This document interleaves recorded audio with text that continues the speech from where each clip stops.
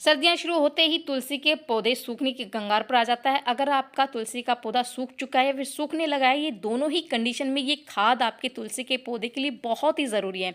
आज जो मैं खाद शेयर करूँगी तुलसी के पौधे को बरगद की तरह घना और हरा-भरा बना देगी, तो ये कौन-सी खाद है और किस तरीके से हमें अपने पौधों में इस्तेमाल करनी है, आगे वीडियो में बताने वाली, तो वीडियो स्टार्ट करते हैं। नमस्कार दोस्तों। दोस्तों, तुलसी का पौधा भारतीय संस्कृति और आस्था का प्रतीक है। इसकी मेडिकल और स्पिरिचुअल वैल्यू काफ़ी ज़्यादा है, इसलिए लोग अपने घर के आंगन में इसे लगाना पसंद करते हैं। लेकिन सर्दियाँ आते ही ये प्लांट अक्सर सूखने लगता है, इसकी पत्तियाँ झड़ने लगती है और प्लांट जहाँ जो हमारे घर की रौनक वो बिल्कुल फीकी पड़ जाती है। अगर आप चाहते हैं कि आपका तुलसी का पौधा पूरी सर्दी हरा भरा घना रहे, तो आज जो मैं खाद शेयर करूंगी उसका इस्तेमाल करके आप अपने तुलसी के पौधे को हरा भरा और घना बना सकते हैं।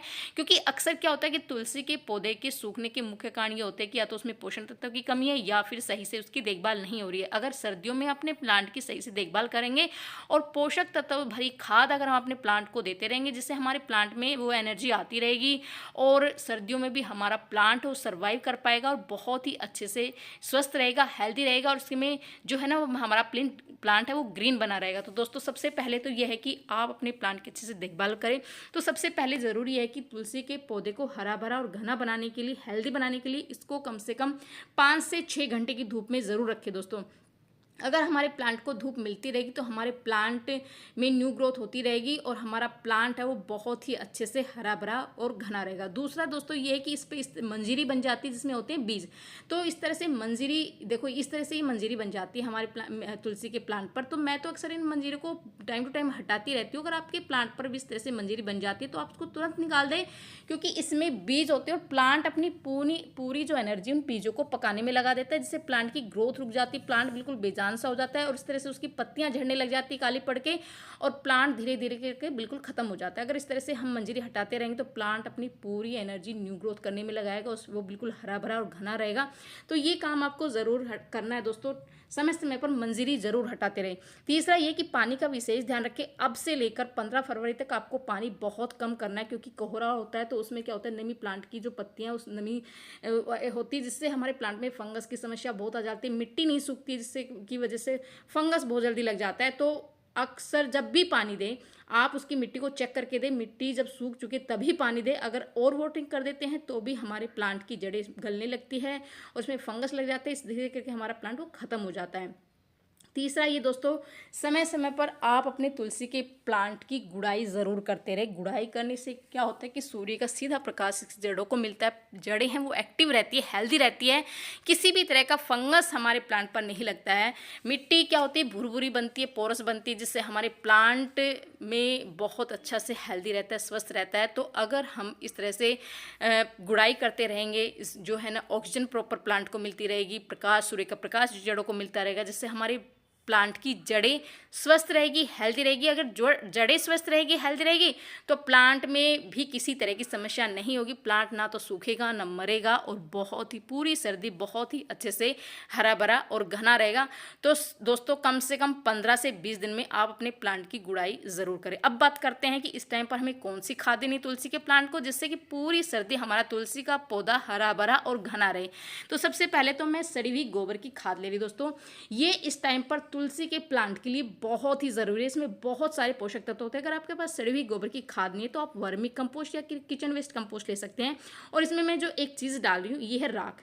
ये क्या होता है कि इसमें भरपूर मात्रा में पोटेशियम और कैल्शियम होता है और ये एक प्राकृतिक कीटनाशक भी है। किसी भी तरह का कीड़ा फंगस हमारे प्लांट पर नहीं लगेगा और हमारा प्लांट काफ़ी ज़्यादा स्वस्थ रहेगा।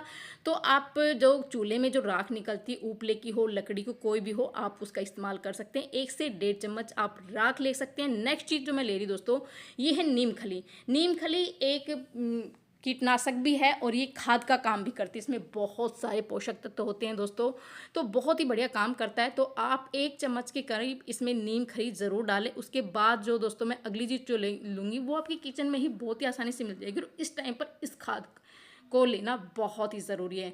ये है फ्रेश चाय की पत्ती 1 चम्मच, इसमें भरपूर मात्रा में नाइट्रोजन होता है जिससे हमारे प्लांट की पत्तियां पीली नहीं पड़ेगी, हमारे प्लांट की पत्तियां झड़ेगी नहीं, और इसमें भरपूर मात्रा में नाइट्रोजन हमारे प्लांट को मिलता रहेगा जिससे हमारे प्लांट की जो पत्तियां हैं वो लश ग्रीन रहेगी, बिल्कुल ग्रीन रहेगी। तो आप 1 चम्मच फ्रेश चाय की पत्ती ज़रूर ले दोस्तों, ये बहुत ही बढ़िया काम करेगी। इसमें नाइट्रोजन के अलावा और भी बहुत सारे पोषक तत्व होते हैं। उसके बाद जो दोस्तों मैं ले रही हूँ, ये आप देख सकते हैं, ये है सरसों के दाने। सरसों के दानों को मैंने मिक्सी में पीस लिया था, बिल्कुल पाउडर बना लिया है दोस्तों। बहुत ही बढ़िया इस टाइम पर काम करें क्योंकि ये एक तरह का NPK है, मतलब नाइट्रोजन, पोटेशियम और फास्फोरस।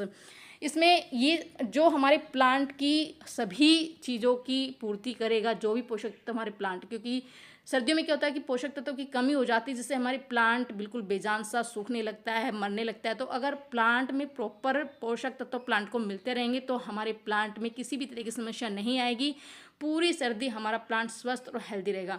तो 2 मुट्ठी मैंने गोबर की खाद ली है और उसमें मैंने 1 चम्मच ये सारी चीज़ें मिला दी हैं और इसको मिलाकर एक बहुत ही बेहतरीन खाद हमारा बनकर तैयार हुआ है।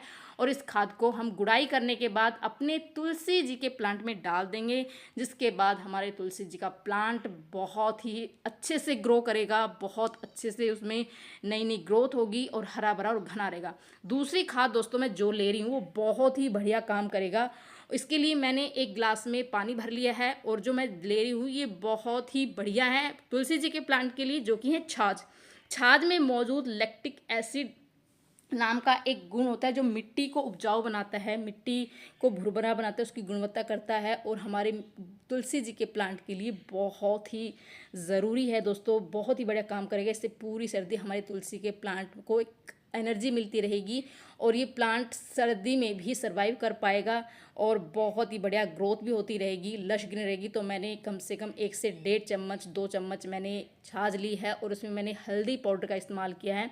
हल्दी पाउडर में क्या होता है कि एंटी फंगल और एंटी बैक्टीरियल प्रॉपर्टीज़ होती है जो किसी भी तरह का फंगस, क्योंकि सर्दियों में तुलसी जी का जो में है फंगस बहुत जल्दी लग जाता है जिससे, और ये सबसे बड़ा कारण होता है तुलसी जी के सूखने का और मरने का।